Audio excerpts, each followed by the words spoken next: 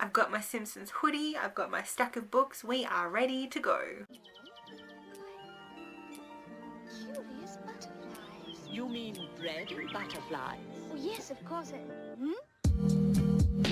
Hey everyone, it's Kayla from KJ and her books, and welcome back to another video. As you've probably seen, I don't really do book wrap-ups, monthly wrap-ups anymore.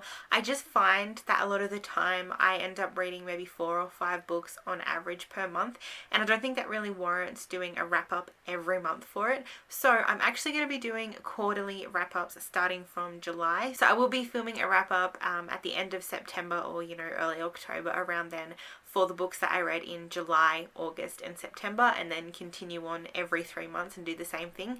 But today's video, I wanted to give you guys a wrap up of what I've read so far from the beginning of January to the end of June. So a big, massive, mid-year wrap up. You probably already have some idea of what I've read going off my vlogs and my mid-year book freakout tag as well, but I figured this was a good opportunity to go through all the books that I've read so far and just chat to you about them, and then we can get into doing quarterly wrap-ups after that. So from the 1st of January to the 30th of June, I read 28 books out of my goal of 60 books, which I think I'm pretty happy with considering all the stuff that has gone on this year. I'm not going to go into too much detail with these books because there's a few books here, and I just want to give you a brief run around of my thoughts of these books and my star rating and basic idea of what I thought of them. So the book that I started off the year with was Hollowpox by Jessica Townsend. This is the 3rd book in the Nevermore trilogy. I absolutely love it. Jessica Townsend is an Australian author, and it's really good to read something that is by an Australian author that is a middle grade, a fantasy, and it is so much fun to read. If you really want to get into middle grade and you're not sure where to start, I definitely recommend the Nevermore series. It's just whimsical, it's fun. I absolutely love it. So I ended up giving this one 4 stars. This book follows a young girl named Morrigan Crow who ends up in the land of Nevermore, and we basically follow her adventures in this crazy magical place, and it's just a lot of fun. The next book that I read was Stepsister by Jennifer Donnelly.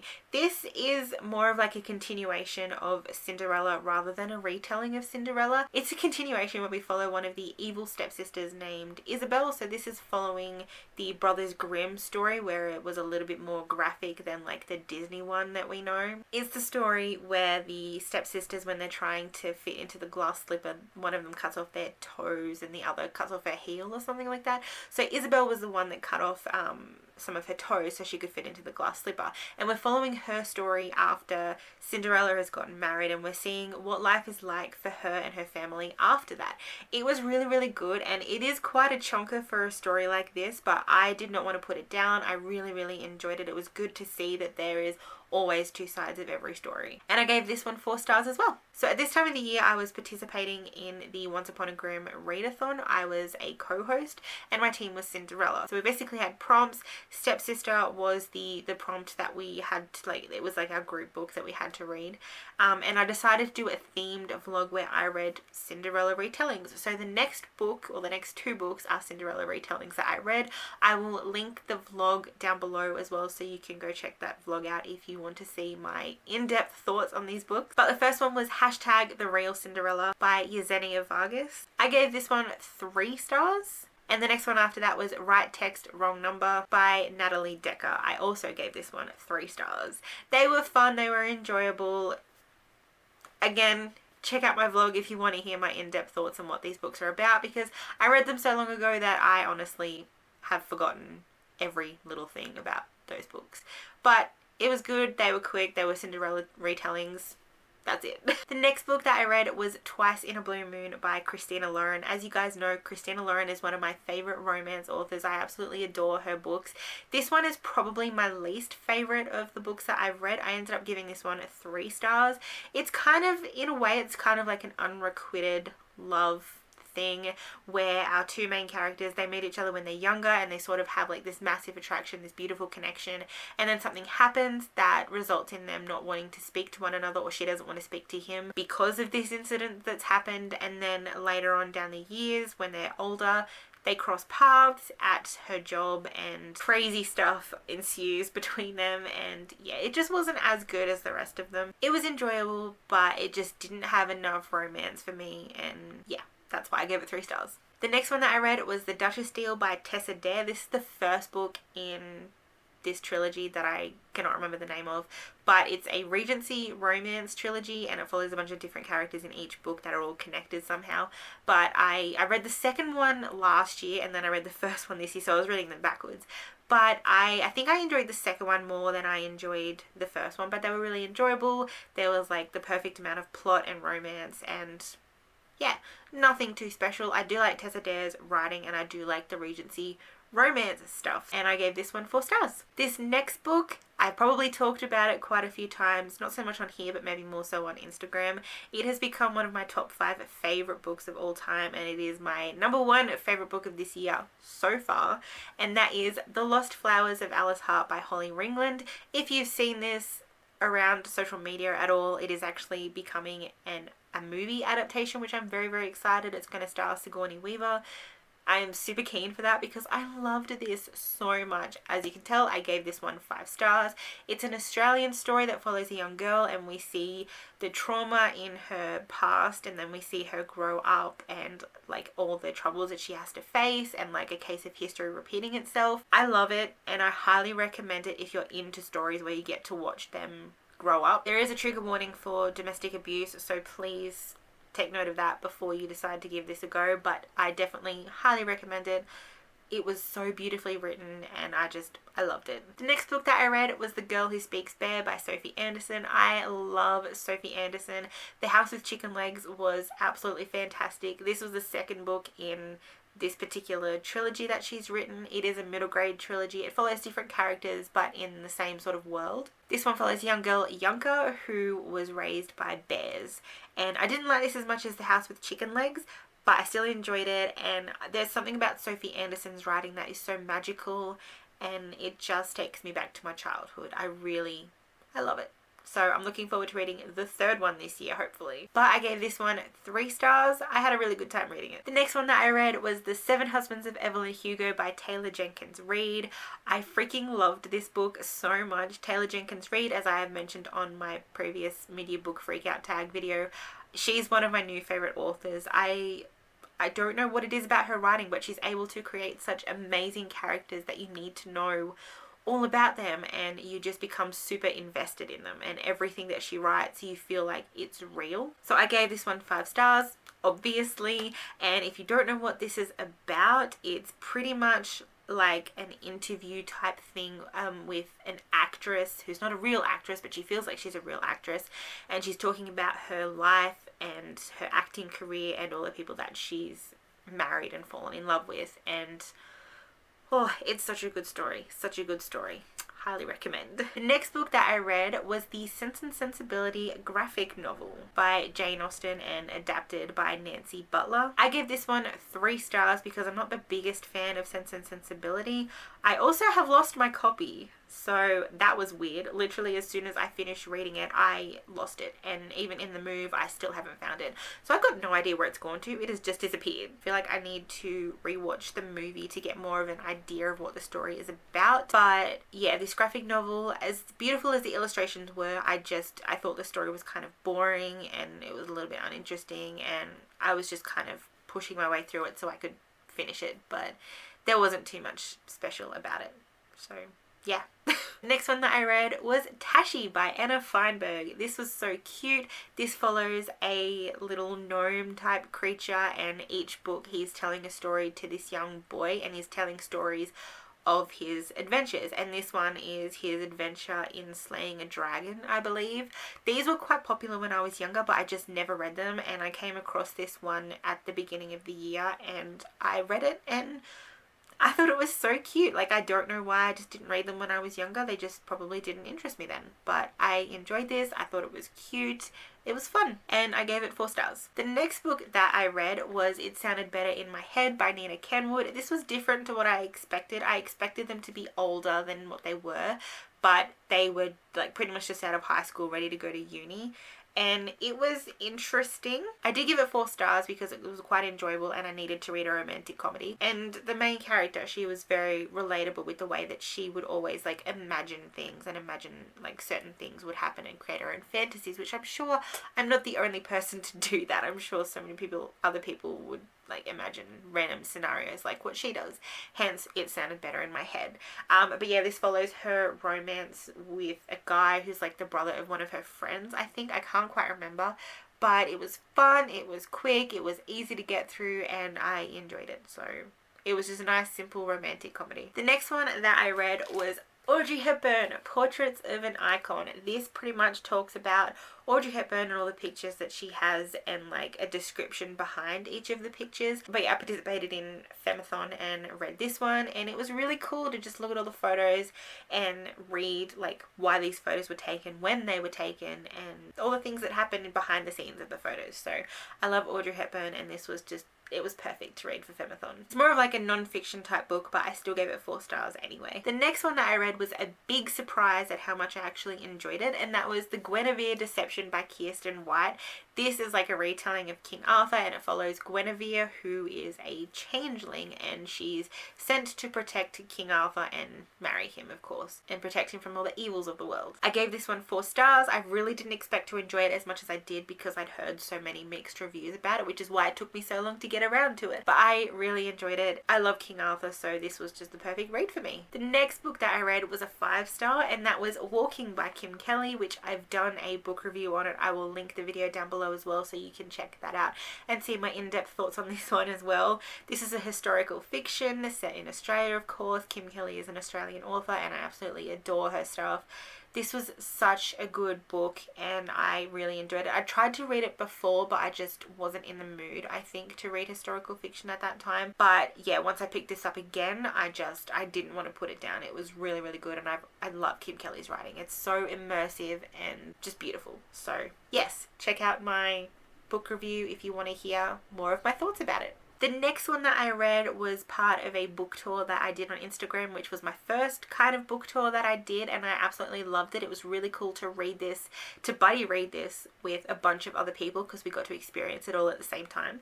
And that one was The Last Reunion by Katie Nunn. This was so good. It's another historical fiction book, of course, and I had so much fun reading this. It sort of jumps between different timelines. So it's set in 1999-ish, and then it jumps back to World War II in like the Pacific area, and we follow 4 or 5 different women, I think, and their stories, and the story of like what happened to them and like what they experienced being like these women who would go around with like a caravan, and they would provide like supplies like coffee and biscuits and things to the soldiers to sort of like boost morale. And it was so good. It was so emotional and beautiful, and again, I loved talking about it with all the other people because we got to share our thoughts, we got to experience it all at the same time, and it was a really good read, and I loved it. The next one that I read was Giant Days of Volume 1 by John Allison. This was sort of just like a palate cleanser type read. It's one that's like, it follows 3 different girls and their like college experiences, and it was just cute, and I love all the characters, I love the illustrations. It's a lot of fun, and it's definitely a good break in between books. If you're having sort of like a book hangover and you need something lighthearted to read, definitely read something like this. It's easy, palate cleanser. I gave it 4 stars. The next book that I read, I'm really, really happy that I finally read it, because I've had this book for so long on my shelves and just did not pick it up, and that was The Night Circus by Erin Morgenstern. I remember trying to read this a couple of years ago, and I didn't continue with it. Like, it was sort of like a possible DNF because I just wasn't in the mood to read it. But as my reading taste has changed quite a bit, I was able to get back into the story and actually appreciate the writing and appreciate how different it was. And it was different. It was a really, really good read. And I don't want to say too much about it because it's one of those books that like you need to go into it not knowing anything, pretty much. So it just follows like this magical circus and these 2 characters that are part of the circus. It is poetic, it is magical, it is beautiful, and I am so glad that I finally read it. Of course, I ended up giving this one 5 stars. The next one that I read was a reread because me and my lovely friend Bianca from Binks Thinks, we are doing a House of Night reread along where we're reading each of the books of the House of Night series until we get sick of it, and basically having a live show after each book to talk about it. So this is when it started. And so of course we started with Marked. This is the first book in the House of Night series by PC and Kristen Cast. I gave this reread about a 3-star, I think, because it's been so long since I've read these books. But the first book was very sort of like cheesy, info dumpy. There was a lot of problematic things, but I will link down below our live show so you can see our thoughts about this book. But I'm actually really enjoying my reread. It was just the first book was a little bit harder to get through at first because I was like, oh god, like, is this how the series is going to be the whole time? It's very, very childish and annoying, but it gets better, so that's okay. But yeah, I gave this one 3 stars. It was nothing special. It was a reread. What more can I say? I'll link the video down below. The next one that I read was Poems to See by Julian Peters. I gave this one 4 stars, I think it was.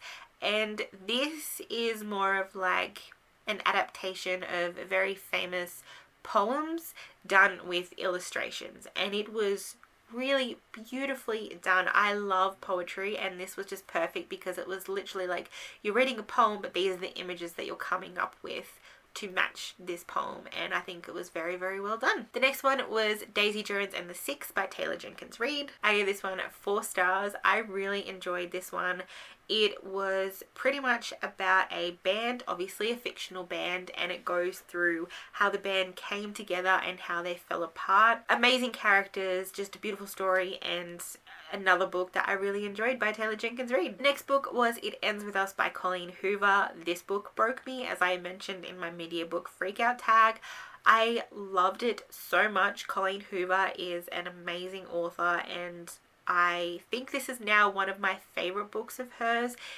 It was heartbreaking, definitely a tough topic to write about. It was a different romance to what I had expected. It didn't have the ending that I thought it would, but I still loved every minute of reading it, and yep, it broke me. Of course, I gave that one 5 stars. The next book that I read was kind of a disappointment, and that was Second First Impressions by Sally Thorne. Sally Thorne wrote The Hating Game, and this is her next book. I enjoyed it, but I didn't enjoy it as much as I enjoyed The Hating Game, and I just think it lacked the same oomph that The Hating Game had. It lacked the same romance, and like, I still enjoyed the main guy in this. I thought he was a perfect romantic interest, but I didn't like our main character. She was quite frustrating at times. So yeah, it wasn't as good as I thought it was going to be. I had very high expectations, and unfortunately I don't think they were met. But you know, it was a quick read, but I just didn't enjoy it as much as I thought I would. So I gave this one 3 stars. The next one that I read was the second book in the House of Night series, which is Betrayed. This is obviously another reread, and again, I will link the live show down below that we did for it so you can see more of our in-depth thoughts again. But this is continuing on from the first book. I ended up rating this a lot higher because I enjoyed it a lot more. We were having a lot more plot progression, and I really enjoyed that. So I gave that one 4 stars. The next one that I read was Giant Days Volume 2 by John Allison. Again, this is just the second book, the continuation of the Giant Days comics. Again, following different adventures of the girls in college. So again, nothing special, just another palette cleanser, and I gave this one 4 stars because I think I enjoyed it a little bit more than the first one. There was a little bit more plot to it all, but again, there's not like a major underlying plot for them. They're just a nice in-between book, just a nice easy comic to get through. The next one that I read was The Truth and Addie Lowest by Kim Kelly. I gave this one 4 stars. I don't know if I talked about it too much in a previous video, but I really enjoyed this. This is kind of like a historical fiction contemporary type thing. It follows a young girl in the 80s, and she is in college, and she's basically trying to work out who she is, what she wants to do, what she wants to be, and piecing together what she wants her future to be, as well as dealing with past trauma that affected her quite a few years ago. And she's also dealing with mental health issues. But I had a really good time reading this. This was Kim Kelly's more recent book, and I loved it. It was very relatable. The second last book that I read was The Quiet at the End of the World by Lauren James. This I enjoyed a lot more than The Loneliest Girl in the Universe. It's kind of like a sequel type thing, like it's done very similar to The Loneliest Girl in the Universe, but this one is more like post-apocalyptic. It follows these 2 characters who are the youngest people left in the world after a virus pretty much made everyone infertile. It was quite existential, but it was also a really, really good read, and I enjoyed reading it. Like, it had some good twists, it had good characters, it was very enjoyable, and I gave it 4 stars. And the next one that I read, the last one that I read for June, and that was the Pride and Prejudice manga edition.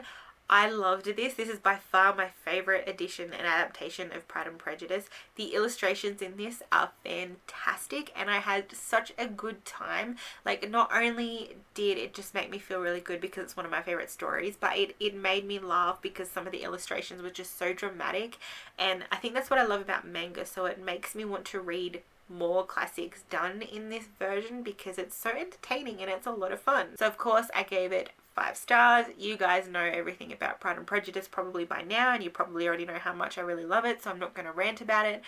But if you are looking to read Pride and Prejudice in a particular adaptation that's not the original, I highly recommend the manga one. It is just so fantastic. Well, there you go, guys. That is my mid-year wrap up. You won't see this many books in the next ones, but that's what I read in the 6 months of 2021. I think I read quite a good variety of books. I had a good time. Thanks for watching, and I'll see you in the next video. Bye!